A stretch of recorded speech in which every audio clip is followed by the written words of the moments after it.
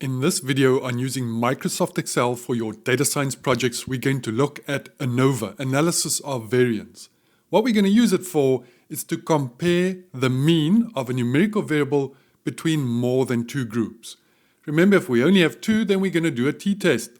We have more than two groups. A categorical variable with more than two levels is going to divide up our data.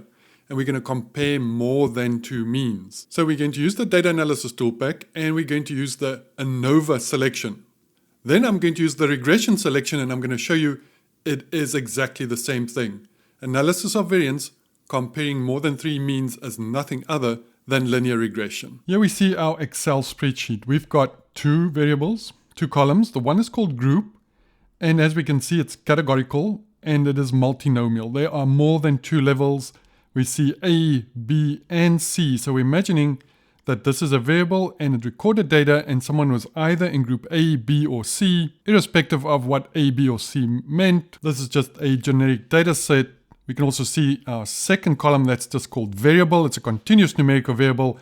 And what we want to do is calculate the mean for everyone who's in group A, everyone who's in group B, and everyone who's in group C, and we want to compare those three means. Under null hypothesis, we're going to say that these three means are all equal to each other. So mean of group A, mean for group B, mean for group C, they're all the same. Under the alternative hypothesis, we're just going to say that they're not all the same. Now, if you think of groups A, B, and C, it can be A versus B, A versus C, or B versus C. I can do these pairwise comparisons. We're not saying where this difference is. Is it between A and B, A and C, B or C? We're just saying somewhere there's a difference. Null hypothesis, there's no difference in means, and the alternative hypothesis, there is a difference in these means. Now, we use Microsoft Excel in data science format. So what we're going to do is, first of all, we're always going to leave this original data set intact. We're never going to change that. We're just going to make a copy of it. So let's select everything. I was in one of these cells and I just hit Command A or Control A, and then Command C or Control C to copy. We see our marching ants. We're going to open up a new sheet and we're going to go paste values. And let's do that a second time. Another sheet and paste values. There we go. The second sheet that we created, I'm going to call that my copy. And if I need to make changes, it's always going to be to the copy. We always leave that original data intact. That is the original data and we never touch that. This third sheet, I'm going to call this ANOVA. This is where we're going to do our analysis. Now, I'm in one of these cells. Remember, one of the first things we're going to do is we're going to say insert and hit table. Now, in the first row, we do have labels. So I've got my table has headers selected. I'm going to click OK, and this becomes an interactive table. So the first thing we want to do is just to make sure that we have got all these groups together. So I'm going to create new columns. I'm going to call this one A, this one B, and this one C. And so I want the values for the variable column to be separated for A, B, and C. So how are we going to do that? Well, we created a table. So what I'm going to do, the little drop down next to group, I'm going to deselect B and I'm going to deselect C. And so now what we can see is only values for those that were in group A. So I'm going to go right at the top. It's the 17. Click on that, hold Shift Command or Shift Control down arrow, and then Command or Control C. So I've copied all those values. They're only for A. Now what I'm going to do, I'm going to come back to my little drop down next to group and I'm going to say clear filter so that we have the expansion again. I'm just going to close this dialog box and now I'm going to go to E2 there and I'm going to go to paste values. So now we can see these values are for our continuous numerical variable, but they're only for people in group A. Let's do the same for B. I'm going to do my drop down box again. And now I'm going to deselect A and I'm going to deselect C so that I only see values for group B. The first one is 22.9. I'm going to click on that. Shift Command or Shift Control down arrow. And then Command or Control C to copy. Now I'm going to clear the filter again. Close the dialog. Now go to this cell here right under B. And then go paste values. And we can see there's everyone that was in group B. Now let's do the same for C. Just select again. I'm going to unselect A, unselect B. I've only got C there. Let's move that across so I can see the first one is 20.6. I'll click on that. Shift Command, Shift Control down arrow, Control Command C. Now I'm just going to release that again by saying clear filter. Close this little dialog box, come under C, and I'm going to say paste, and I'm going to say paste values, and now we see everyone is in C. So you can see there's one more observation in the C group, one more than there is for the A and B. It doesn't matter. You do not have to have an equal number of observations in each of these three groups, as long as I have separated them out. So what we're going to do now is go to data, and we're going to go to data analysis, and we're going to choose right at the top, ANOVA single factor. Analysis of variance single factor. We're going to click OK, and now it wants the input range. So I'm going to click on that little selector button, and I'm going to go click on the A, hold down Shift, right arrow, hold down Control or Command, down arrow, let the command button go. I'm still holding on to Shift and one more down arrow because I want to include that last person there. So let's do that. I'm going to expand again. I'm going to say my data is in columns. That's correct. Labels in the first row. Absolutely. I've got A, B, and C. And now where do I want the results? Well, I'm going to say output range. And I'm going to select, let's select this spot right here, I1. That's great for me. My alpha value, by the way, 0.05. Check on your problem what it should be. I'm going to click OK. And there we go, analysis of variance. We can see a little bit of summary statistics. We can see there were 30 observations in group A, 30 in group B, 31 in C, so one more. And then we see the averages, 19.45, 21.47 roundabout, 18.25. So we can see those, and under the null hypothesis, we're saying that those three means are equal to each other. Alternative hypothesis, they're not all equal to each other. And here we go, we see our analysis of variance. Now, if you watch the video on linear regression, you know we've seen SS, we've seen DF, and we've seen MS. It's the sum of squares. It is the degrees of freedom.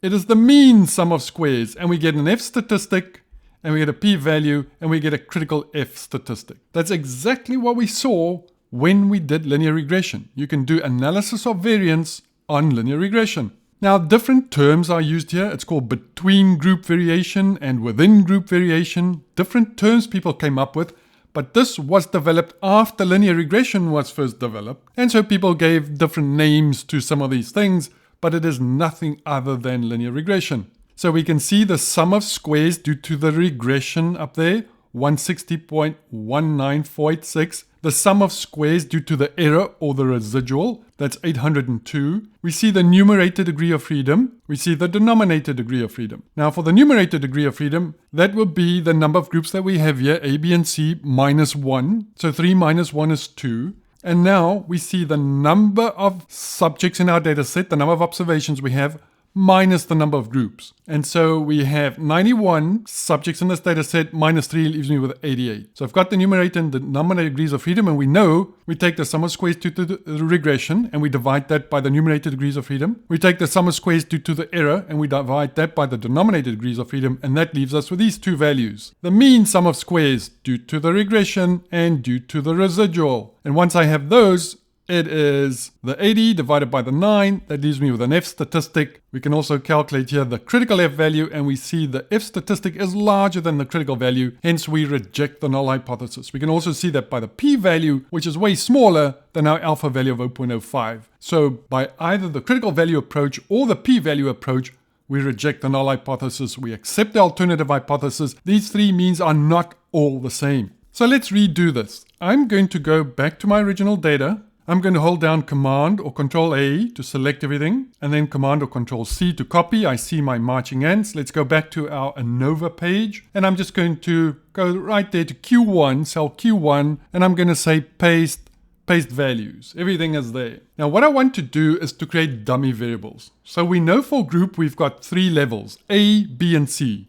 It is a nominal categorical variable. I've got to choose one of those three levels as my, let's call it my base case. And for no good reason, I'm going to choose A. And so A becomes my base case. And I'm always going to compare B to A and C to A. So what I want to do is to create two new variables. We call them dummy variables. They don't exist in the data set as it is. We add them to the data, and hence we call them dummy variables. So one I'm going to call B, my column, and one I'm going to call C. Now what I want them to be is to be binary variables. They can only take the values 0 or 1. And what I'm going to say is that they can only have the value 1 if that subject is indeed in that group. Now look at this first person. This first person is in group C. In other words, they are not in B. I'm going to put a 0.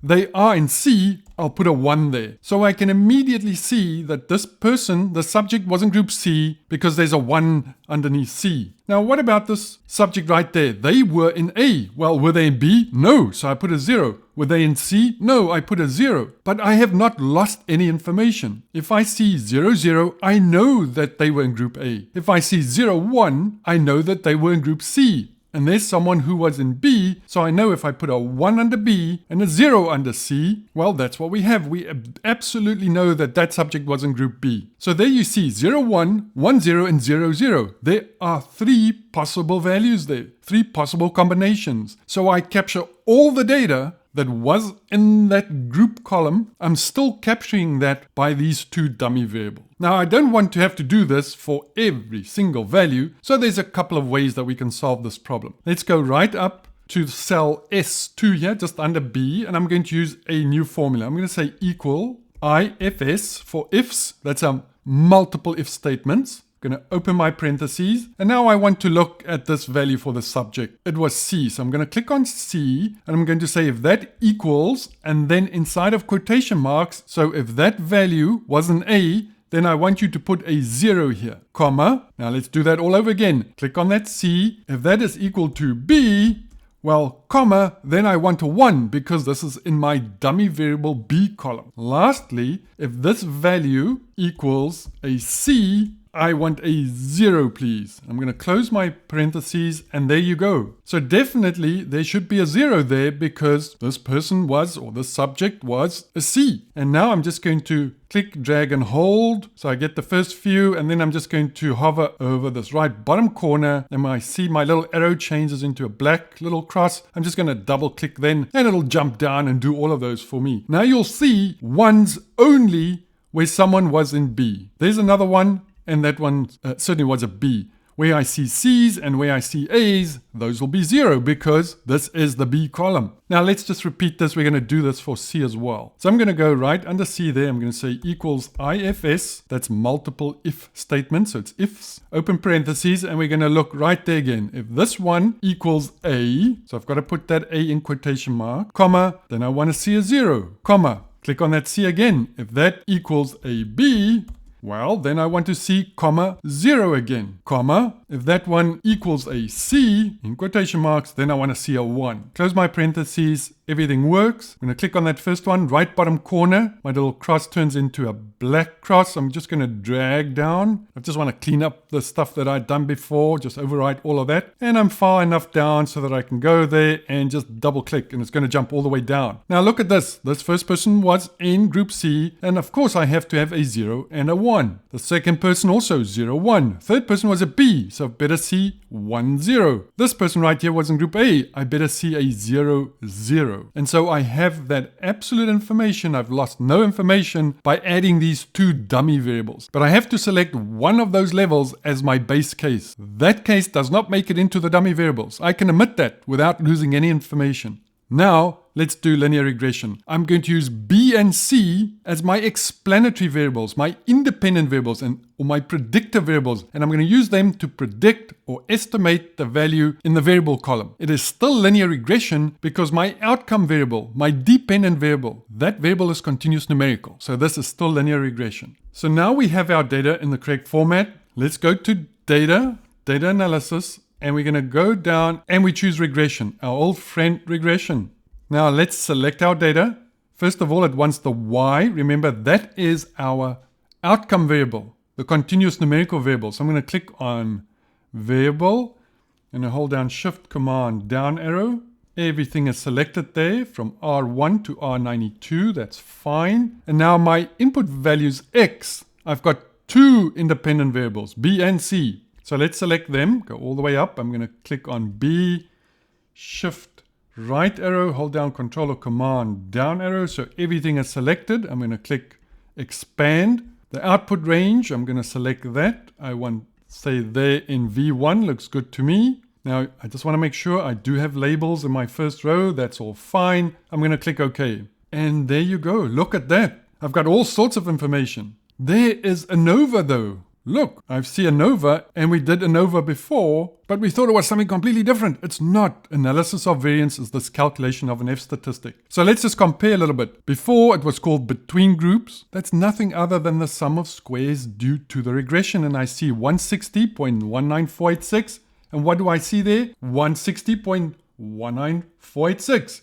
This was the within group variation. That's nothing other than the sum of squares due to the error or the residual, 802.878. What do I see there? 802.878. Now here with linear regression, we'll also see the sum of squares due to the total. And so we'll see that as well, the SST, which is just the sum of these two. I have the same degrees of freedom. I see 2 for the numerator degree of freedom and 88 for the denominator degree of freedom. How did we calculate these? Well, remember, I have 2 independent variables. So actually my model would be y hat equals beta sub 0 hat plus beta sub 1 hat x sub 1 plus beta sub 2 hat x sub 2. I have both x sub 1 and x sub 2. X sub 1 being b, that's my first independent variable. And then I have x sub 2, which is my second independent variable. So I have 2. So how many parameters are in my model? Well, there are 3. Beta sub 0 hat, beta sub 1 hat, and beta sub 2 hat. And 3 minus 1 is 2.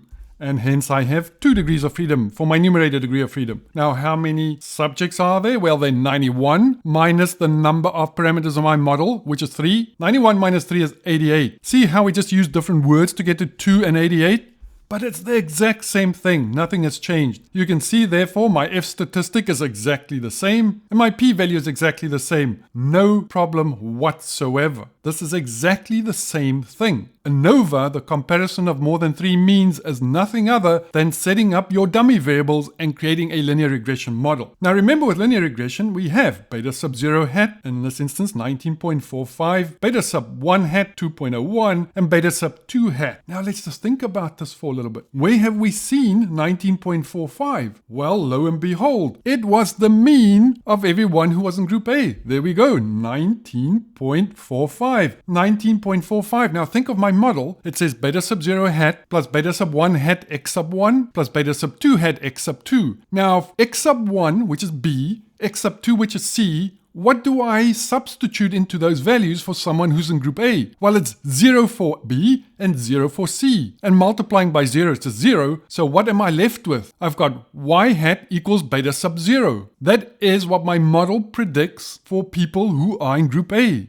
It's the mean of group A, and that's what we see there. Beta sub 0 is 19.45, the mean for my base case. And there we see it, 19.45, 19.45. Now take someone who's in group B. They should have a 1 for x sub 1. So what are they going to have? They're going to have beta sub 0 hat plus beta sub 1 hat times 1 plus beta sub 2 hat times 0 because they're not in C. So what do I have? Anything times 1 is just that thing. So actually I have beta sub 0 plus beta sub 1. And let's do that. Let's do that right here. Equals, let's say beta sub 0 plus beta sub 1. Now that's a person who was in group B. That's why I filled in a 1 for x sub 1. And look at that, 21.46. Where have we seen that? Well, there we go, 21.46. That's the mean of everyone who is in B. Let's do the same. If someone who's in C, they'll have a 0 for x sub 1 and they'll have a 1 for x sub 2. So they'll end up being beta sub 0 hat plus beta sub 2 hat. And so let's do that. There's beta sub 0, 19, plus there's beta sub 3, and what do I have? 18.25. What was the mean for everyone who was in group C? 18.25. Isn't that fantastic? You can see that ANOVA is nothing other than linear regression. I've just chosen a base case, and I've got 2 independent variables, the 2 dummy variables, and I just have to know how to set them up so that I can use linear regression and all the tools for linear regression to do analysis of variance. There's my analysis of variance. That's the calculation of an F statistic. What I do get here is this bonus of understanding the coefficients, and I have all sorts of other information, the standard error, a t-statistic, and a p-value, and I have confidence intervals as well. So a bunch more information that I have. The ANOVA part of it is just calculating this F statistic. And before we called it regression and residuals, now it's just called between group and within group. New names for the exact same thing. And so I hope you see the beauty of what analysis of variance can do for you. you can use it. Your model will predict the mean for those three groups. You'll be able to have this comparison, the sum of squares due to the regression, the sum of squares due to the error, and then the total sum of squares. And once you have that, of course, you can calculate an F statistic. And that F statistic is going to tell you, do I fail to reject the null hypothesis, that there's no difference in these means, or reject the null hypothesis and accept the alternative hypothesis, that there is some difference. It doesn't tell you where the difference is. In more advanced lectures on statistics, we'll do post hoc analysis where we do pairwise comparisons. That's not for this video though. We have done both analysis of variance in its own right, but we've also seen that it is nothing other than just linear regression.